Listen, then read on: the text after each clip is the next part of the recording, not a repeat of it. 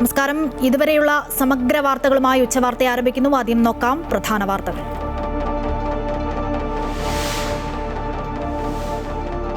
വയനാട് ദുരന്തത്തിൽ കരാറുകാരെ കുറ്റപ്പെടുത്തുന്ന സർക്കാർ റിപ്പോർട്ട് ഹൈക്കോടതിയിൽ. മണ്ണ് മാറ്റാൻ ആവശ്യപ്പെട്ടിട്ടും അവഗണിച്ചുവെന്ന ആരോപണം. പരിക്കേറ്റവർക്ക് ചികിത്സയും ഇരകൾക്ക് നഷ്ടപരിഹാരവും നൽകണമെന്ന് കോടതി നിർദ്ദേശം. കള്ളാടി ദുരന്തത്തിൽ ഒരു മൃതദേഹം കൂടി കണ്ടെത്തി. മരണം 7ആയി.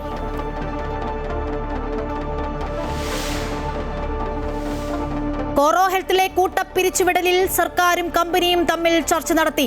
രാജ്യാന്തര തലത്തിലെ സാമ്പത്തിക പ്രതിസന്ധി പിരിച്ചുവിടലിന് നിർബന്ധിതരാക്കിയെന്ന് കമ്പനി. തുറന്ന സമീപനത്തോടെയാണ് സർക്കാർ ചർച്ചയിൽ പങ്കെടുത്തതെന്ന് തൊഴിൽ മന്ത്രി ബിന്ദു കൃഷ്ണ. പ്രതീക്ഷയോടെ തൊഴിലാളികൾ.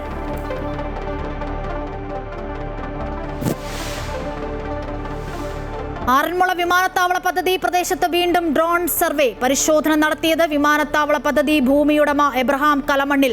പ്രദേശത്ത് ആരെയും കുടിയൊഴിപ്പിക്കേണ്ട സാഹചര്യമില്ലെന്ന് എബ്രഹാം കലമണ്ണിൽ. പുതിയ നീക്കം ദുരൂഹമെന്നും BJP ശക്തമായി എതിർക്കുമെന്നും കുമ്മനം രാജശേഖരൻ. കശുവണ്ടി കോർപ്പറേഷൻ അഴിമതി കേസിലെ കോടതി ലക്ഷ്യത്തിൽ നിരുപാധികം മാപ്പപേക്ഷിച്ച് വ്യവസായ സെക്രട്ടറി ബിജു IAS. പ്രോസിക്യൂഷൻ ഉത്തരവിലെ പരാമർശം അനുചിതം. എല്ലാ പദപ്രയോഗങ്ങളും പിൻവലിച്ച് പുതിയ ഉത്തരവ് ഇറക്കിയെന്നും ബിജു.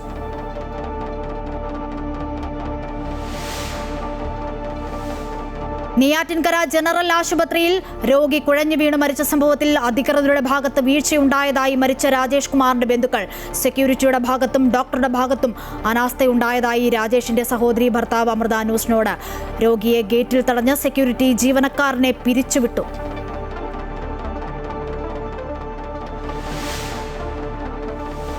ഫിഫ ലോകകപ്പിൽ ക്വാർട്ടർ ഫൈനലിൽ മൊറോക്കോയെ തകർത്ത ഫ്രാൻസ്. സെമി ഫൈനലിൽ ഫ്രാൻസിന്റെ ജയം എതിരില്ലാത്ത 2 ഗോളിന്. 8ാം ഗോളുമായി എംബാപ്പെ. സെമിയിൽ ഫ്രാൻസിന്റെ എതിരാളികൾ സ്പെയിൻ ബെൽജിയം പോരാട്ടത്തിലെ വിജയികൾ. മത്സരം രാത്രി 12:30-ക്ക്.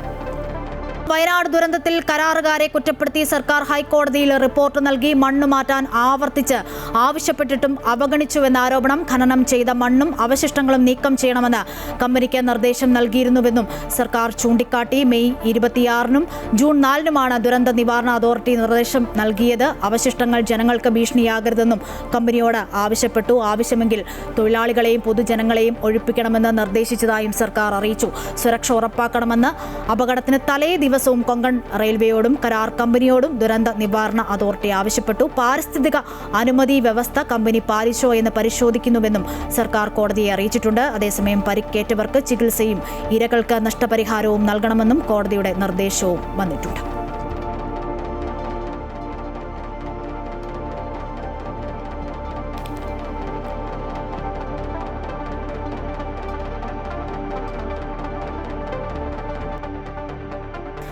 വയനാട് കള്ളാടി ദുരന്തത്തിൽ കാണാതായ ഒരാളെ കൂടി കണ്ടെത്തി. മരണം 7ആയി. ഇനി കണ്ടെത്താനുള്ളത് ഒരാളെയാണ്. തിരച്ചിൽ തുടരുകയാണ്. കൊങ്കൺ റെയിൽവേയുടെ പ്രത്യേക സംഘം ഇന്ന് പ്രദേശം സന്ദർശിക്കുന്നുണ്ട്. അതേസമയം കള്ളാടി തുരങ്കപാത പദ്ധതിയുമായി മുന്നോട്ട് പോകണോ എന്ന കാര്യത്തിൽ അന്തിമ തീരുമാനമെടുക്കാൻ സർക്കാർ രൂപീകരിക്കുന്ന വിദഗ്ധ സമിതി ഇന്ന് പ്രഖ്യാപിച്ചേക്കുമെന്നതാണ് വിവരം.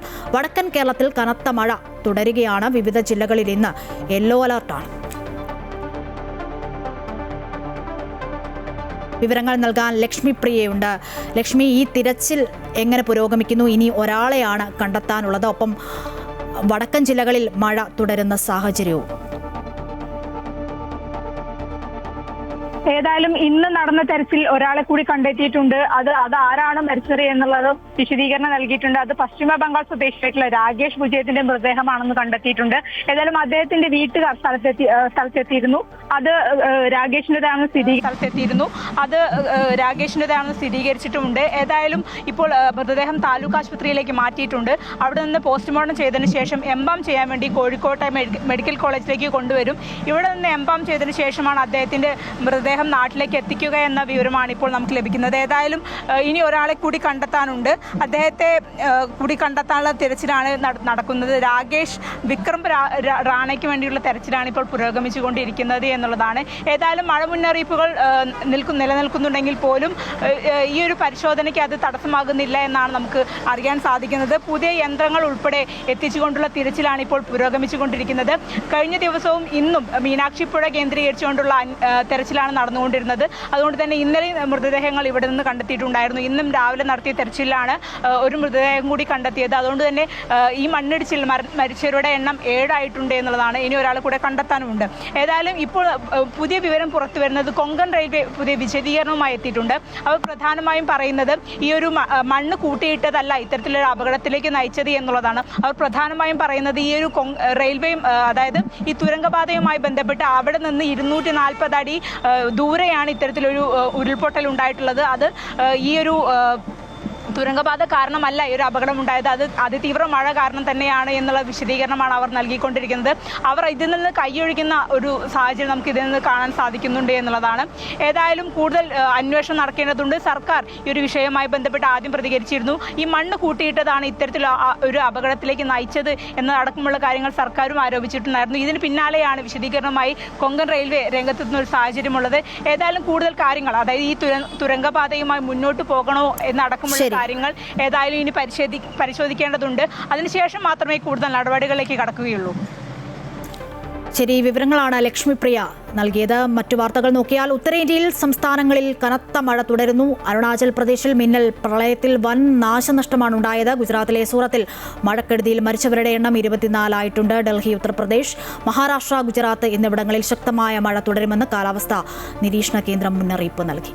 കശുവണ്ടി അഴിമതി പ്രോസിക്യൂഷൻ ഉത്തരവിൽ കോടതിയോട് നിരുപാധികം മാപ്പ് ചോദിച്ച് കെ ബിജു IAS. ആദ്യ ഉത്തരവ് അനുചിതമായെന്നും തിരുത്തി പുതിയ ഉത്തരവിറക്കിയെന്നും വകുപ്പ് സെക്രട്ടറി അറിയിച്ചിട്ടുണ്ട്. ഉദ്യോഗസ്ഥർ ഭരണകക്ഷിയുടെ ചട്ടുകങ്ങളാകരുതെന്നും ജനങ്ങൾക്ക് സേവനം ചെയ്യാനാണ് നിയോഗിക്കപ്പെട്ടിട്ടുള്ളതെന്നും ഹൈക്കോടതിയുടെ മുന്നറിയിപ്പും വന്നിട്ടുണ്ട്. അതേസമയം മാപ്പപേക്ഷ കോടതി തള്ളി. വിവരങ്ങൾ നൽകാൻ അഡ്വക്കേറ്റ് രാജേഷ് ചേരുന്നുണ്ട്. രാജേഷ്, എന്തൊക്കെയാണ് ഈ ബിജു IAS ഇന്നിപ്പോൾ ഹൈക്കോടതിയെ അറിയിച്ചത്? ഒപ്പം ഹൈക്കോടതിയുടെ നിരീക്ഷണം എങ്ങനെയായിരുന്നു ഒരു ഹൈക്കോടതിയുടെ മുന്നറിയിപ്പ്? മറ്റു വിവരങ്ങൾ എങ്ങനെ? അശ്വതി, ഈ ആദ്യ ഉത്തരവ് ഇറക്കിയതിൽ തെറ്റുപറ്റിപ്പോയി എന്നുള്ളതും നിരപാധികം മാപ്പ് ചോദിക്കുന്നു എന്നുള്ള ഒരു മാപ്പപേക്ഷയാണ് അദ്ദേഹം കോടതിയിൽ ഫയൽ ചെയ്തത്. എന്നാൽ കോടതി രൂക്ഷമായ ഭാഷയിൽ ഉദ്യോഗസ്ഥനെ വിമർശിച്ചു. ഉദ്യോഗസ്ഥർ ഭരണകൂടത്തിന്റെ അല്ലെങ്കിൽ ഏതെങ്കിലും രാഷ്ട്രീയ കക്ഷികളുടെയൊക്കെ ചട്ടുകങ്ങളാവരുത്, ജനങ്ങളെ സേവിക്കാൻ വേണ്ടിയാണ് നിങ്ങളെ നിയോഗിച്ചിട്ടുള്ളത് എന്ന് ഹൈക്കോടതി ശക്തമായി തന്നെ പറഞ്ഞു. മാത്രമല്ല, ഈ മാപ്പപേക്ഷ പോരാ, ഇതിൽ എന്തുകൊണ്ട് ഇത്തരമൊരു ഉത്തരവ് ഇറക്കി, അത് എങ്ങനെ പ്രതിക്ക് കിട്ടി, ഈ കാര്യത്തിൽ വ്യക്തമായ വിശദീകരണം നൽകണമെന്നും ഹൈക്കോടതി ആവശ്യപ്പെട്ടിട്ടുണ്ട്. അതുകൊണ്ട് തന്നെ കോടതി ലക്ഷ്യ നടപടി ഹൈക്കോടതി അതിൽ നിന്ന് പിന്മാറിയിട്ടില്ല. ഇതിൽ ഏത് സാഹചര്യത്തിലാണ് ഇത്തരം ഒരു ഉത്തരവ് ഇറക്കിയത്, കോടതി സമ്മർദ്ദം മൂലമാണ് ഇങ്ങനെ ഒരു ഉത്തരവ് ഇറക്കുന്നത് എന്നുള്ള രീതിയിലും അപ്പീലിന് അവകാശമുണ്ടെന്നൊക്കെയുള്ള രീതിയിൽ ഒരു ഉത്തരവിൽ എഴുതി വെച്ചത് ഏത് സാഹചര്യത്തിലാണ്, അത് എങ്ങനെ മറ്റുള്ളവർക്ക് കിട്ടുന്നതിന് മുമ്പ്, മാധ്യമങ്ങൾക്കോ അല്ലെങ്കിൽ കോടതിയിൽ പോലും ഫയൽ ചെയ്യുന്നതിന് മുമ്പ് എങ്ങനെ അത് പ്രതിക്ക് കിട്ടി, പ്രതിയാണോ ഈ ഉത്തരവ് എഴുതിച്ചത്, ഇങ്ങനെയുള്ള കുറച്ച് സംശയങ്ങൾ ഹൈക്കോടതി നേരത്തെ തന്നെ ചോദിച്ചിട്ടുണ്ടായിരുന്നു. ഇതിലൊക്കെ വ്യക്തമായ വിശദീകരണം നൽകണം എന്നാണ് ഇപ്പോൾ ഹൈക്കോടതി നേരിട്ട് ഹാജരായ ബിജു IASനോട് പറഞ്ഞിട്ടുള്ളത്. അദ്ദേഹം രാവിലെ തന്നെ ഹൈക്കോടതിയിൽ വന്നിരുന്നു, നേരിട്ട് ഹാജരായി. പക്ഷേ ഹൈക്കോടതി ഈ മാപ്പപേക്ഷയൊന്നും നിലവിൽ അംഗീകരിച്ചിട്ടില്ല. ശരി രാജേഷ്. ആറന്മുള വിമാനത്താവള പദ്ധതി പ്രദേശത്ത് വീണ്ടും ഡ്രോൺ സർവേ നടത്തി. വിമാനത്താവള പദ്ധതിയുടെ ഭൂരിഭാഗം ഭൂമിയുടെയും ഉടമ എബ്രഹാം കലമണിലാണ് പരിശോധന നടത്തിയത്. വിമാനത്താവളത്തിലുള്ള 1000 ഏക്കർ സ്ഥലം കൃത്യമായി അളന്ന് തിട്ടപ്പെടുത്താൻ ഡൽഹിയിൽ നിന്നുമുള്ള വിദഗ്ധ സംഘത്തെ കൊണ്ടാണ് പരിശോധന നടത്തിയത്. പ്രദേശത്ത് ആരെയും കുടിയൊഴിപ്പിക്കേണ്ട സാഹചര്യമില്ലെന്നും അത് തെളിയിക്കാനാണ് ഡ്രോൺ പരിശോധനയെന്നും എബ്രഹാം കലമണിൽ പറഞ്ഞു. 2008 ഡ്രോൺ ഒന്നുമില്ല. ഞങ്ങൾ സർവേക്കാരെ വിളിച്ച് ചെറിയ GPS കൂടിയൊക്കെ നോക്കിയാണ് ഇതിന്റെ സർവേ നടത്തിയത്.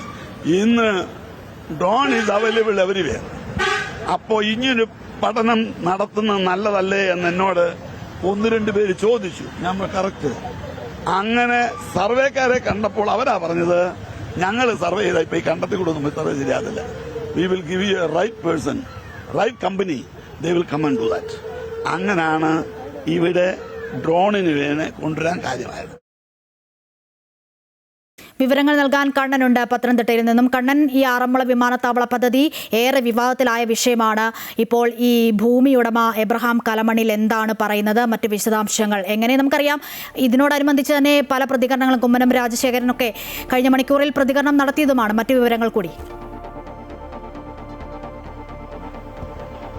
അശ്വതി, ഏറെ നാളുകൾക്ക് ശേഷമാണ് ആറന്മുള ഇതിനേക്കാൾ സൗകര്യപ്രദമായ സ്ഥലം ഈ ജില്ലയിലുണ്ട്, പലയിടത്തുമുണ്ട്.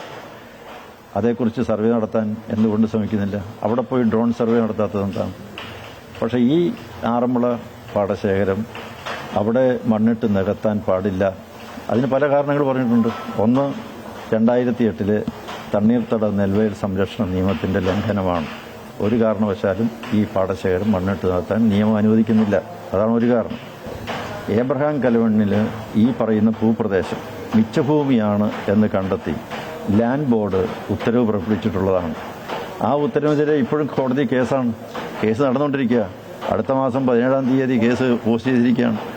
അപ്പോൾ ആ കേസ് നിലവിലിരിക്കെ ഇവിടെ എന്ത് ഡ്രോൺ കൊണ്ട് എന്ത് പരിശോധന നടത്തിയിട്ട് എന്ത് കാര്യം? അപ്പോൾ അദ്ദേഹത്തിന് വേറെ പല ഉദ്ദേശങ്ങളുണ്ടാവാം, ആരുടെയെങ്കിലുമൊക്കെ പിന്തുണ ലഭിച്ചിട്ടുണ്ടാകാം. അതിൻ്റെയൊക്കെ പിന്നിൽ ഒട്ടേറെ ദുരൂഹത ഉണ്ട്. കണ്ണൻ തുടരുന്നുണ്ട് പത്തനംതിട്ടയിൽ നിന്നും. കണ്ണൻ, കുമ്മനം രാജശേഖരന്റെ വാക്കുകളാണ് നമ്മൾ കേട്ടത്. ഇന്നിപ്പോൾ ഡ്രോൺ പരിശോധനയൊക്കെ അവിടെ നടത്തിയിട്ടുണ്ട്. വലിയ വിവാദത്തിലായതാണ് ഈ ആറന്മുള വിമാനത്താവളവുമായി ബന്ധപ്പെട്ട വിഷയങ്ങൾ. ഇന്നത്തെ വിവരങ്ങൾ എങ്ങനെയാണ്? അശ്വതി, ഡൽഹിയിൽ നിന്നുള്ളൊരു സംഘത്തെ കൊണ്ടാണ് ഈ ആറന്മുള വിമാനത്താവള പദ്ധതിയുടെ ഭൂവുടമയായിട്ടുള്ള എബ്രഹാം കലമണ്ണിൽ ഇത്തരത്തിലൊരു സർവേ നടത്തിയിട്ടുള്ളത്. ഈ വിമാനത്താവള പദ്ധതി പ്രദേശം ആകെ മറ്റ് പ്രശ്നങ്ങളൊന്നുമില്ല എന്ന് അറിയിക്കുന്നതിന് വേണ്ടിയിട്ടാണ് ഇത്തരത്തിൽ ഡ്രോൺ പരിശോധന ഉൾപ്പെടെ നടത്തിയെന്നാണ് രാവിലെ അദ്ദേഹം പ്രതികരിച്ചത്. മാത്രമല്ല, ഈ പദ്ധതിക്ക് UDF സർക്കാർ അനുകൂല നിലപാടാണ് സ്വീകരിക്കുന്നത്. സ്ഥലം MP-യും MLA-യും അനുകൂല നിലപാടാണ് സ്വീകരിച്ചിട്ടുള്ളത്. ഇവിടെ വിമാനത്താവളം പദ്ധതി വരണം എന്നുള്ളത് തന്നെയാണ്. നേരത്തെ ഉയർന്നു വന്ന ക്ഷേത്രവുമായി ബന്ധപ്പെട്ടുള്ള പ്രശ്നങ്ങളൊന്നും ഇവിടെ ഇല്ല എന്ന് ചൂണ്ടിക്കാണിക്കുന്നതാണ് ഇത്തരത്തിൽ ഒരു ഡ്രോൺ സർവേ താൻ നടത്തിയത് എന്നും തൻ്റെ ഏതാണ്ട് 400 ഏക്കറോളം സ്ഥലം ഇവിടെ ഉണ്ട് എന്നും ഇവിടെ ഈ 1000 ഏക്കറോളം കാണിച്ചാൽ അത് കൃത്യമായി ഇവിടെ എയർപോർട്ട് പണിയുന്നതിനുള്ള സാഹചര്യം ഉണ്ടാകും എന്നുമാണ് അദ്ദേഹം പറഞ്ഞത്. നമുക്കറിയാം, നേരത്തെയൊക്കെ അച്യുതാനന്ദ സർക്കാരിൻ്റെ കാലത്ത് ഇതിനൊരു തത്വത്തിൽ അംഗീകാരം നൽകുകയും പിന്നീട് ഉമ്മൻചാണ്ടി സർക്കാർ വന്നപ്പോൾ അതിൽ ഈ പ്രദേശം ഈ പദ്ധതി പ്രദേശം ഉൾപ്പെടുന്ന 3ഓളം വില്ലേജുകൾ വ്യവസായ മേഖലയായി പ്രഖ്യാപിക്കുകയൊക്കെ ചെയ്തതാണ്. അത്തരത്തിൽ ആ പ്രദേശത്തെ ഒക്കെ വ്യവസായ മേഖലയൊക്കെ ആയി പ്രഖ്യാപിച്ചതിന് ശേഷമാണ് ഇത്തരത്തിൽ കുമ്മനം രാജശേഖരന്റെ നേതൃത്വത്തിൽ വലിയ രീതിയിൽ സമരങ്ങളൊക്കെ പൊട്ടിപ്പുറപ്പെടുന്നത്. ഏതാണ്ട് നീണ്ട ഒരു സമരം തന്നെയാണ് നടന്നത്. അതിനുശേഷം ഈ പദ്ധതി ദേശീയ ഹരിത ട്രൈബ്യൂണൽ തന്നെ ഈ പദ്ധതി നിർത്തിവെക്കുന്ന ഇത് റദ്ദാക്കുന്ന ഒരു നിലപാടെടുക്കുകയായിരുന്നു. കാരണം ഈ പദ്ധതി പ്രദേശത്ത് അന്ന് പാരിസ്ഥിതിക ആഘാത പഠനം നടത്തിയതുൾപ്പെടെയുള്ള കമ്പനി കരിമ്പട്ടികയിൽപ്പെട്ടതാണെന്നും ഇത്തരത്തിൽ നടത്തിയ പരിശോധന യാതൊരു വിധത്തിൽ നിലനിൽക്കില്ലെന്നും പറഞ്ഞാണ് ഇത്തരത്തിൽ ദേശീയ ഹരിത ട്രൈബ്യൂണൽ ഈ പദ്ധതി തന്നെ വേണ്ട എന്ന് വെച്ചത്. പിന്നീട് ഇവിടെ മറ്റ് പല പദ്ധതികൾ IT പാർക്ക് ഉൾപ്പെടെയുള്ള പദ്ധതികൾ വരാൻ ഉള്ള ഒരു ശ്രമം നടത്തിയെങ്കിലും സർക്കാർ അതിനെയൊക്കെ ഉപേക്ഷിക്കുകയായിരുന്നു. സുപ്രീം കോടതിയിലടക്കം കേസുകൾ നടന്നിട്ടുള്ള ഒരു പദ്ധതിയാണ് ഇത്. അവിടെയാണ് ഇപ്പോൾ വീണ്ടും ഒരു ഡ്രോൺ പരിശോധനയുടെ ഈ വിമാനത്താവള പദ്ധതി തന്നെ വീണ്ടും ഒരു ചർച്ചയിലേക്ക് കൊണ്ടുവരുന്നത്. ഇന്നിപ്പോൾ ഈ എബ്രഹാം കലമണ്ണിന്റെ പ്രതികരണം വന്നതിന് പിന്നാലെ കുമ്മനം രാജശേഖരൻ അടക്കമുള്ളവർ പ്രതികരിച്ചിരുന്നു. ഇത് മിച്ചഭൂമിയാണ്, ഇവിടെ ഇതുമായി ബന്ധപ്പെട്ട് കേസുകൾ നടക്കുന്നുണ്ട്, അങ്ങനെയുള്ള സ്ഥലത്ത് ഡ്രോൺ പരിശോധന അടക്കം നടത്തിയിട്ട് എന്താണ് കാര്യം? ഇവിടെ ഈ പദ്ധതി കൊണ്ടുവരുന്നവർക്ക് തീർച്ചയായിട്ടും മറ്റ് ഉദ്ദേശങ്ങളാണുള്ളത്. ഇവിടെ വസ്തുക്കച്ചവടം ഉൾപ്പെടെയുള്ള മറ്റ് കാര്യങ്ങളാണ് അവർക്ക് ഉദ്ദേശം. ഇവിടെ യാതൊരു വിധത്തിലും വിമാനത്താവള പദ്ധതി വരാൻ സമ്മതിക്കില്ല, ശക്തമായി തന്നെ എതിർക്കുമെന്നാണ് കുമ്മനം രാജശേഖരൻ പറഞ്ഞത്. എന്തായാലും വരും മണിക്കൂറുകളിലും ഇത്തരത്തിൽ മറ്റ് പലരുടെയും പ്രതികരണങ്ങൾ നമ്മൾ പ്രതീക്ഷിക്കുന്നുണ്ട്. അശ്വതി, നെയ്യാറ്റിൻകര ജനറൽ ആശുപത്രിയിൽ ചികിത്സ ലഭിക്കാതെ രാജേഷ് കുമാർ മരിച്ച സംഭവത്തിൽ പ്രതിഷേധം ശക്തം. BJPയുടെ നേതൃത്വത്തിൽ പ്രവർത്തകർ സൂപ്രണ്ടിനെ ഉപരോധിച്ചു. ആശുപത്രി അധികൃതരുടെ വീഴ്ചയിൽ നിയമ നടപടി തുടരാനാണ് ബന്ധുക്കളുടെ തീരുമാനം. അതേസമയം സംഭവത്തിൽ DMO ആരോഗ്യ വകുപ്പിന് റിപ്പോർട്ട് കൈമാറി. കഴിഞ്ഞ ദിവസം രാത്രി നെഞ്ചുവേദനയെ തുടർന്ന് നെയ്യാറ്റിൻകര ജനറൽ ആശുപത്രിയിൽ എത്തിച്ച നെയ്യാറ്റിൻകര സ്വദേശി രാജേഷ് കുമാർ മതിയായി ചികിത്സ ലഭിക്കാതെ മരിച്ച സംഭവത്തിൽ ആശുപത്രി അധികൃതരുടെ ഭാഗത്തുനിന്നും ഗുരുതര അനാസ്ഥ ഉണ്ടായെന്നാണ് രാജേഷിന്റെ ബന്ധുക്കൾ ആരോപിക്കുന്നത്. ഫസ്റ്റ് എയ്ഡ് ചെയ്യാമായിരുന്നു ഡോക്ടർക്കായാലും.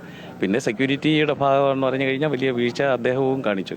53 വയസ്സായതേ ഉള്ളൂ. ആ ചെറുപ്പക്കാരൻ ഇങ്ങനെ പിടഞ്ഞു വരുമ്പോൾ അവനെയെങ്കിലും ഒന്ന് സംരക്ഷിക്കാനുള്ള ഒരു ഇത് കാണിക്കില്ല. സംഭവത്തിൽ ആശുപത്രി അധികൃതർക്കെതിരെയും സെക്യൂരിറ്റി ജീവനക്കാരനെതിരെയും പ്രതിഷേധം ശക്തമാണ്. ആശുപത്രിയുടെ അനാസ്ഥ ചൂണ്ടിക്കാട്ടി സൂപ്രണ്ട് ജോയി ജോണിനെ യുവമോർച്ച BJP പ്രവർത്തകർ ഉപരോധിച്ചു. ജനറൽ ഹോസ്പിറ്റൽ എന്ന ബോർഡ് വെച്ചിട്ട് ഇവിടുത്തെ സാധാരണക്കാരനെ കൊന്നുകളയുകയാണ്. ഇവിടുത്തെ എല്ലാ ഡോക്ടർമാരും പ്രൈവറ്റ്, വൈകുന്നേരം ആവുമ്പോൾ പ്രൈവറ്റ് ചികിത്സയാണ്. ഉത്തരം പറയേണ്ട സൂപ്രണ്ടിന് ഒളിച്ചോടിയിരിക്കുന്നു. ഇവരെല്ലാം സപ്പോർട്ട് ചെയ്യുകയാണ് പോലീസ്. അതേസമയം സംഭവത്തിൽ CMO ആരോഗ്യവകുപ്പിന് റിപ്പോർട്ട് കൈമാറി. രാജേഷിന് ചികിത്സ നൽകുന്നതിൽ ആശുപത്രി അധികൃതരുടെ ഭാഗത്തുനിന്നും വീഴ്ച ഉണ്ടായിട്ടില്ലെന്നും ആരോപണ വിധേയനായ സെക്യൂരിറ്റി ജീവനക്കാരനെ പുറത്താക്കിയതായി മന്ത്രി K മുരളീധരൻ പറഞ്ഞു. ആകെ ഉണ്ടായ ആക്ഷേപം അദ്ദേഹത്തിന്റെ ഗേറ്റിൽ തടഞ്ഞു നിർത്തിയതാണ്. അപ്പോൾ അതനുസരിച്ച് അവിടെ തടഞ്ഞു നിർത്തിയ സ്റ്റാഫിനെ പിരിച്ചുവിട്ടു. അത് ഡെയിലി വേജസുകാരനാണ്. മറ്റു കാര്യങ്ങളെക്കുറിച്ച് അന്വേഷിക്കാൻ അഡീഷണൽ DHS, DMO, അവിടുത്തെ HOD, ഹോസ്പിറ്റൽ സൂപ്രണ്ട് 4 അംഗങ്ങളെ ചുമതലപ്പെടുത്തി അവരോട് ഇമ്മീഡിയറ്റ് ആയിട്ട് റിപ്പോർട്ട് തരാൻ ആവശ്യപ്പെട്ടു. RDOയുടെ നേതൃത്വത്തിൽ ഇൻക്വസ്റ്റ് നടപടികൾ പൂർത്തിയാക്കിയ മൃതദേഹം തിരുവനന്തപുരം മെഡിക്കൽ കോളേജിൽ പോസ്റ്റ്മോർട്ടം നടത്തി നാളെ വീട്ടുവളപ്പിൽ സംസ്കരിക്കും. അമൃത ന്യൂസ്, തിരുവനന്തപുരം. കോഴിക്കോട് റെയിൽവേ പ്ലാറ്റ്ഫോമിൽ തകർന്നു വീണ ക്ലോക്ക് ടവറിന്റെ അപകടാവസ്ഥയിലുള്ള ബാക്കി ഭാഗങ്ങൾ പൊളിച്ചു നീക്കാനുള്ള നടപടികൾ പുരോഗമിക്കുന്നു. കെട്ടിടത്തിന് മുകളിലേക്ക് തൊഴിലാളികളെ കയറ്റിയാണ് ടവറിന്റെ ബാക്കി ഭാഗങ്ങൾ പൊളിച്ചു നീക്കുന്നത്. സംഭവത്തിൽ വിശദമായ അന്വേഷണം നടത്താനാണ് റെയിൽവേയുടെ തീരുമാനം. ഇന്നലെ രാത്രിയോടെ വടം ഉപയോഗിച്ച് ക്ലോക്ക് ടവറിന്റെ കെട്ടിടാവശിഷ്ടങ്ങൾ വലിച്ചു താഴെയിടാൻ 3 തവണ ശ്രമിച്ചെങ്കിലും പരാജയപ്പെട്ടിരുന്നു. ഇതേ തുടർന്നാണ് പൈപ്പുകളും മറ്റും ഉപയോഗിച്ച് ഉണ്ടാക്കിയ കോണിയിൽ കയറി ഡ്രില്ലറും പാരയും ഉൾപ്പെടെയുള്ളവ ഉപയോഗിച്ച് തൊഴിലാളികൾ കെട്ടിടം പൊളിക്കാൻ ആരംഭിച്ചത്. ഉദ്യോഗസ്ഥരുടെ നേതൃത്വത്തിലാണ് നടപടികൾ പുരോഗമിക്കുന്നത്. അപകടാവസ്ഥയിലുള്ള കോൺക്രീറ്റ് ഭാഗങ്ങൾ പൂർണ്ണമായും നീക്കം ചെയ്താൽ മാത്രമേ 2-3 ട്രാക്കുകളിലൂടെയുള്ള ട്രെയിൻ ഗതാഗതം പുനഃസ്ഥാപിക്കാൻ സാധിക്കൂ. നിലവിൽ ഷൊർണൂർ ഭാഗത്തേക്കുള്ള ട്രെയിനുകൾ 1-ാം പ്ലാറ്റ്ഫോമിലൂടെയും മംഗലാപുരം ഭാഗത്തേക്കുള്ളവ 4-ാം പ്ലാറ്റ്ഫോമിലൂടെയുമാണ് തിരിച്ചുവിടുന്നത്. റെയിൽവേയുടെ മുഴുവൻ കെട്ടിടങ്ങളിലും സുരക്ഷാ ഓഡിറ്റ് നടത്തണമെന്ന് സ്ഥലം സന്ദർശിച്ച PA മുഹമ്മദ് റിയാസ് MLA പറഞ്ഞു. ഈ കെട്ടിടങ്ങളിലെല്ലാം എന്താണ് പൊതുസ്ഥിതി എന്ന് പരിശോധിക്കണം. അതിനാണ് സ്ട്രക്ചറൽ സെക്യൂരിറ്റി ഓഡിറ്റ് കേരളത്തിലെ റെയിൽവേ സ്റ്റേഷനുകളിലെ പഴയ കെട്ടിടങ്ങളിൽ അടിയന്തരമായി ഇന്ത്യൻ റെയിൽവേ കേന്ദ്ര സർക്കാർ നടത്തേണ്ടത്. നിയന്ത്രണങ്ങൾ ഉള്ളതിനാൽ സർവീസുകൾ വൈകാൻ സാധ്യതയുണ്ടെന്ന് റെയിൽവേ അധികൃതർ അറിയിച്ചു. സംഭവത്തിൽ വിശദമായ അന്വേഷണം നടത്താൻ റെയിൽവേ തീരുമാനിച്ചിട്ടുണ്ട്. റെയിൽവേ അധികൃതർ 3 മാസങ്ങൾക്ക് മുൻപ് നടത്തിയ പരിശോധനയിൽ കെട്ടിടത്തിന് വിള്ളലുള്ളതായി കണ്ടെത്തിയിരുന്നു. ഇതേ തുടർന്ന് ക്ലോക്ക് ടവറിന് താഴെ പ്രവർത്തിക്കുന്ന ഓഫീസുകൾ ഇവിടെ നിന്ന് മാറ്റണമെന്നും കെട്ടിടം പൊളിച്ചു പണിയണമെന്നും ആവശ്യപ്പെട്ട് റെയിൽവേ അധികൃതർ നിർമ്മാണ കമ്പനിയായ റാങ്ക് കൺസ്ട്രക്ഷൻസിന് കത്ത് നൽകിയിരുന്നു. എന്നാൽ റെയിൽവേ സ്റ്റേഷൻ നവീകരണത്തിന്റെ കരാറുകാരായ ഈ കമ്പനി കെട്ടിടം പൊളിച്ചു നീക്കാൻ നടപടിയെടുത്തില്ല. അമൃത ന്യൂസ്, കോഴിക്കോട്. അയോധ്യ രാമക്ഷേത്രത്തിലെ സംഭാവന ക്രമക്കേടിൽ അന്വേഷണം ആവശ്യപ്പെട്ടുള്ള ഹർജികൾ സുപ്രീം കോടതി തിങ്കളാഴ്ച പരിഗണിക്കും. നിലവിലെ അന്വേഷണം കാര്യക്ഷമമല്ലെന്നും കോടതിയുടെ മേൽനോട്ടത്തിൽ അന്വേഷണം വേണമെന്നുമാണ് ഹർജിയിലെ ആവശ്യം. അതേസമയം ക്രമക്കേട് അന്വേഷിക്കുന്ന SIT ഉടൻ റിപ്പോർട്ട് സമർപ്പിക്കും. വിവരങ്ങൾ നൽകാൻ ഡൽഹിയിൽ നിന്നും ജിഷ്ണു കൃഷ്ണനുണ്ട്. ജിഷ്ണു, വലിയ ക്രമക്കേട് നടന്നു എന്നതാണ് കണ്ടെത്തൽ. ഹർജികൾ ഇപ്പോൾ തിങ്കളാഴ്ച സുപ്രീം കോടതി പരിഗണിക്കുമെന്നതാണ് മനസ്സിലാക്കുന്നത്. ഹർജിയിലെ പ്രധാന ആവശ്യങ്ങൾ എന്തൊക്കെ? വിവരങ്ങൾ. അശ്വതി, അയോധ്യയിൽ രാമക്ഷേത്രത്തിൽ നടന്നിട്ടുള്ള സംഭാവന ക്രമക്കേട് വിഷയം കോടതിയുടെ മേൽനോട്ടത്തിൽ സ്വതന്ത്രമായി അന്വേഷിക്കണമെന്ന് ആവശ്യപ്പെട്ടുകൊണ്ടാണ് 2 അഭിഭാഷകർ സുപ്രീം കോടതിയെ സമീപിച്ചത്. നേരത്തെ ഈ കേസ് പരിഗണിക്കുമ്പോൾ വിഷയം അടിയന്തരമായി പരിഗണിക്കേണ്ടതില്ലെന്നും വേനൽ അവധിക്ക് ശേഷം കേസ് പരിഗണിക്കാമെന്നും സുപ്രീം കോടതി വ്യക്തമാക്കിയിരുന്നു. ആ കേസാണ് തിങ്കളാഴ്ച സുപ്രീം കോടതി പരിഗണിക്കുന്നത്. വിഷയത്തിൽ കോടതി ഇടപെട്ടുകൊണ്ട് ഏതെങ്കിലും അന്വേഷണം പ്രഖ്യാപിക്കുമോ അതല്ലെങ്കിൽ നിലവിലെ അന്വേഷണത്തിന്റെ സ്ഥിതി പരിശോധിക്കുമോ എന്നുള്ളതാണ് നോക്കിക്കാണേണ്ടത്. നിലവിൽ സംസ്ഥാന സർക്കാർ നിയോഗിച്ച പ്രത്യേക അന്വേഷണ സമിതി അയോധ്യയിലെ ക്രമക്കേടുമായി ബന്ധപ്പെട്ട് വിശദമായ അന്വേഷണം നടത്തി വരികയാണ്. ഉടൻ തന്നെ SIT പ്രാഥമിക അന്വേഷണ റിപ്പോർട്ട് സർക്കാരിന് സമർപ്പിക്കും. നിലവിൽ 8 പ്രതികളെയാണ് കേസുമായി ബന്ധപ്പെട്ട് അറസ്റ്റ് ചെയ്തിട്ടുള്ളത്. കോടിക്കണക്കിന് രൂപയുടെ ക്രമക്കേട് ഈ സംഭാവനയുമായി ബന്ധപ്പെട്ട പ്രതികൾ നടത്തി എന്ന് അന്വേഷണ സംഘം ഇതിനോടകം കണ്ടെത്തിയിട്ടുണ്ട്. പ്രതികളുടെ ബാങ്ക് വിവരങ്ങൾ പരിശോധിച്ചു. പ്രതികൾ അനധികൃതമായി സ്വത്ത് സമ്പാദിച്ചുവെന്നും കണ്ടെത്തിയിട്ടുണ്ട്. ഇതുമായി ബന്ധപ്പെട്ട അന്വേഷണം കേന്ദ്ര ഏജൻസികളിലേക്ക്, എൻഫോഴ്സ്മെന്റ് ഡയറക്ടറേറ്റ് ഉൾപ്പെടെയുള്ള കേന്ദ്ര ഏജൻസികളിലേക്ക് പോകാനുള്ള സാധ്യതയുമുണ്ട്. അതിനിടയിലാണ് ഇപ്പോൾ സുപ്രീം കോടതി തിങ്കളാഴ്ച ഈ വിഷയത്തിൽ കോടതിയുടെ മേൽനോട്ടത്തിൽ ഒരു സ്വതന്ത്ര അന്വേഷണം ആവശ്യപ്പെട്ടുള്ള ഹർജി പരിഗണിക്കുന്നത്.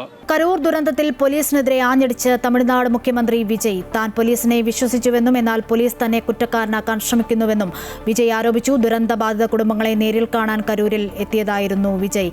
മറക്കാനാകാത്ത ദുരന്തമെന്ന് വിശേഷിപ്പിച്ച മുഖ്യമന്ത്രി കരൂർ സംഭവം ഒരിക്കലും തന്റെ ഹൃദയത്തിൽ നിന്നും മാഞ്ഞു പോകില്ല എന്നും പറഞ്ഞു. ജീവൻ നഷ്ടപ്പെട്ട 41 പേരുടെ ഓർമ്മയ്ക്കായി TVK ജില്ലയിൽ സ്മാരകം നിർമ്മിക്കും. കരൂരിൽ നടന്ന റാലിയിൽ പങ്കെടുത്തത് തനിക്ക് വേണ്ടിയല്ല മറിച്ച് ജനങ്ങൾക്ക് വേണ്ടിയാണ്. ദുരന്തത്തെ DMK രാഷ്ട്രീയവൽക്കരിക്കുകയാണെന്നും വിജയ് ആരോപിച്ചു.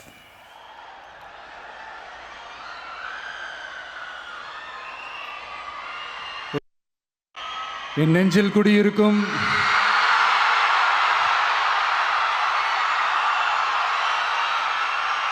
கரூர் சொந்தங்கள், உங்கள் அனைவருக்கும் என்னுடைய வணக்கம்.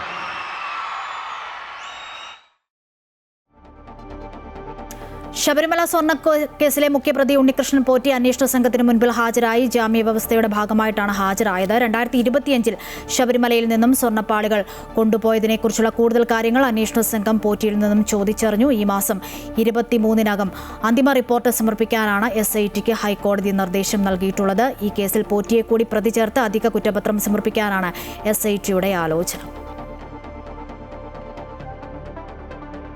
PSC പരീക്ഷാ ക്രമക്കേടിൽ ക്രൈംബ്രാഞ്ച് അന്വേഷണം ഇന്ന് ആരംഭിക്കും. ക്രൈംബ്രാഞ്ച് ആസ്ഥാനത്ത് SIT യോഗം ഉച്ചയോടുകൂടി ആരംഭിക്കും. അന്വേഷണത്തിന്റെ ആക്ഷൻ പ്ലാൻ തയ്യാറാക്കാനാണ് യോഗം. രണ്ടാം പിണറായി സർക്കാരിന്റെ കാലത്ത് PSCയിൽ ഉയർന്നു വന്ന എല്ലാ പരീക്ഷാ ക്രമക്കേടുകളും ക്രൈംബ്രാഞ്ചിന്റെ അന്വേഷണ പരിധിയിൽ വരുന്നുണ്ട്. പരീക്ഷയുമായി ബന്ധപ്പെട്ട മുഴുവൻ ഫയലുകളും അന്വേഷണ സംഘം PSCയോട് ആവശ്യപ്പെടും. ഫയലുകൾ അന്വേഷണ സംഘത്തിന് കൈമാറുന്ന കാര്യത്തിൽ PSC കമ്മീഷൻ യോഗം ചേർന്ന് തീരുമാനിക്കും.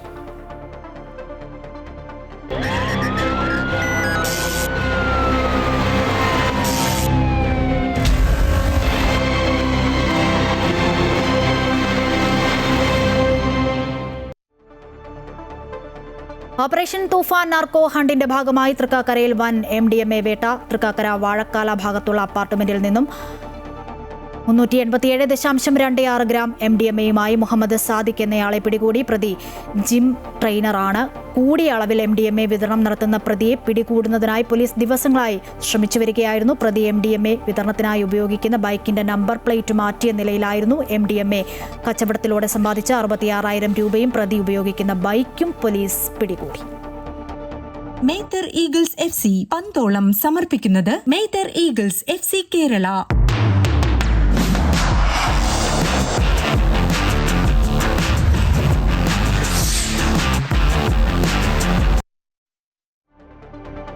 ഫിഫ ലോകകപ്പിന്റെ ആദ്യ ക്വാർട്ടർ ഫൈനലിൽ മൊറോക്കോയെ തകർത്ത ഫ്രാൻസ് സെമി ഫൈനലിൽ പ്രവേശിച്ചു. എതിരില്ലാത്ത 2 ഗോളുകൾക്കാണ് ഫ്രാൻസിന്റെ വിജയം. രണ്ടാം പകുതിയിൽ കിലിയൻ എംബാപ്പയുടെയും ഒസ്മാൻ ഡെബല്ലയുടെയും ഗോളുകളാണ് ഫ്രാൻസിന് ജയം സമ്മാനിച്ചത്. ലോകകപ്പ് രണ്ടാം ക്വാർട്ടറിൽ മുൻ ചാമ്പ്യന്മാരായ സ്പെയിനും ബെൽജിയവും തമ്മിൽ ഏറ്റുമുട്ടും. രാത്രി 12:30-ക്കാണ് മത്സരം. ലോകകപ്പ് ചരിത്രത്തിൽ ഒരു ലോകകപ്പിന്റെ ആദ്യ 6 മത്സരങ്ങളിലും ഗോൾ വഴങ്ങാത്ത ക്ലീൻ ഷീറ്റ് നിലനിർത്തുന്ന ആദ്യ പുരുഷ ടീമെന്ന റെക്കോർഡുമായാണ് സ്പെയിൻ ക്വാർട്ടറിൽ എത്തിയത്.